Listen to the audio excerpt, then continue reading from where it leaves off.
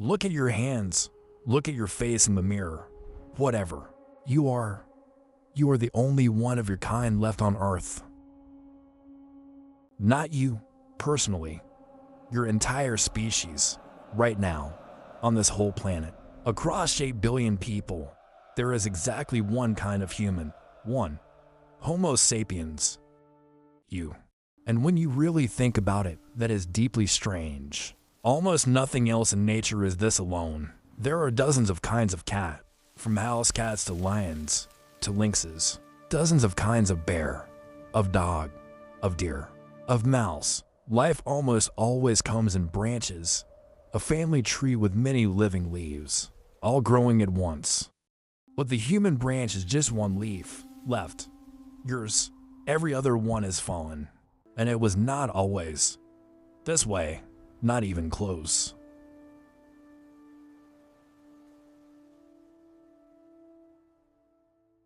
For most of the last few million years, you would not have been alone here.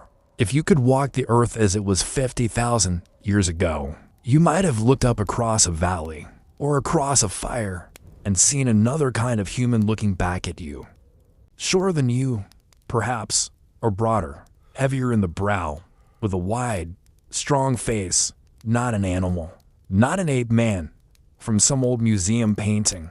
A person watching you, the way you were watching them, wondering, maybe, what you were. Because they were people too. They shaped tools out of stone and wood. They tamed fire and sat around it at night. They buried their dead with care and looked after their sick and their old. Some of them painted and carved and wore ornaments, some of them before your own ancestors ever did. They were other kinds of human, and there were many of them. Scientists have now dug up the bones of at least 8 different species of human. 8 separate ways of being people. Let that number sit for a second. 8. There was Homo habilis, one of the first of our relatives to chip a stone into a tool. There was Homo erectus, who tamed fire and walked out of Africa to spread across half the planet, surviving for nearly 2 million years. 2 million. Our own species hasn't lasted a fifth of that. Yet, there was Homo heidelbergensis, tall and heavily built, a hunter of big ice age game. There were the Neanderthals, not the dim brutes of the old cartoons, but skilled, powerful people who ruled the frozen forests of Europe with bodies built like living furnaces, and brains every bit as large as yours. There were the Denisovans, a whole kind of human we barely knew existed, a ghost lineage, revealed by a little more than a single fingertip bone and a couple of teeth found in a Siberian cave. There was Homo floresiensis, a tiny human, barely a meter tall, that lived on a remote island in Indonesia. Scientists nicknamed it the Hobbit. There was Homo naledi, whose bones were found deep inside a pitch-black South African cave, in a place so hard to reach that some researchers believe they carried their dead down there on purpose. And there was Homo luzonensis, found in the Philippines, still, in many ways, a mystery to us. 8 kinds of human, at least, and for long stretches of time. Many of them were alive on the Earth at the very same moment. So picture the planet 100,000 years ago. This was not a world with a single human story unfolding. It was a world crowded with them, all at once. In Europe and the Middle East, the Neanderthals. Across Asia, the Denisovans. And the last of the long-lived Homo erectus, on that one island in Indonesia, the tiny hobbits, hunting dwarf elephants, and giant rats, and in Africa, several kinds of early human living side by side, including a brand new one, thus. If you could have risen up and looked down on the whole earth back then, you would have seen different peoples in different lands, all living, all thinking, all human. A single family, scattered across a world that felt endless. You were never supposed to be the only one. So what happened to all of them? One by one, across tens of thousands of years, they disappeared. The little hobbits of Flores vanished around 50,000 years ago. The Denisovans faded out of the record.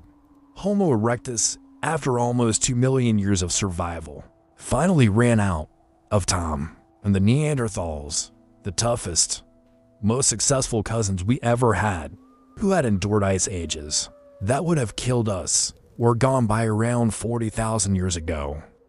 By roughly 40,000 years back, out of every one of those kinds of human, only a single species was still standing. You. And here is the uncomfortable question at the heart of all of this. Why them and not you? The honest answer is that we still don't fully know, but we have clues. Part of it may have been the climate. The Ice Age world didn't hold still. It lurched violently between deep cold and sudden warmth. Small populations, clinging to life at the edges, could be wiped out by just a few bad centuries, a run of brutal winters, a vanished herd, and an entire kind of human could simply blink out. Part of it may have been us. When Homo sapiens spread out of Africa, we walked into lands where other humans already lived and had lived for ages. We may have simply outcompeted them.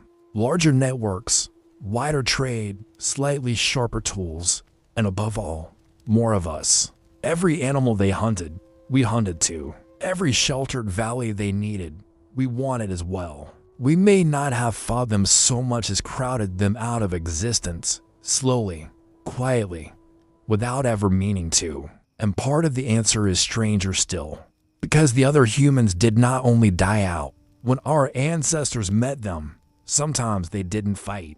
Sometimes they had children together. And so the Neanderthals and the Denisovans never entirely vanished. Fragments of them survived, woven into the DNA of billions of people alive today. They didn't all go extinct. Some of them were simply absorbed into us. But as separate peoples, as other kinds of human you could have stood beside and looked in the eye, they are gone, and they are never coming back. We love to tell ourselves a certain story, a story where we are the top of the ladder, the final. Wrong. The species that all of evolution was quietly building toward from the very beginning. But that is not what the bones are telling us.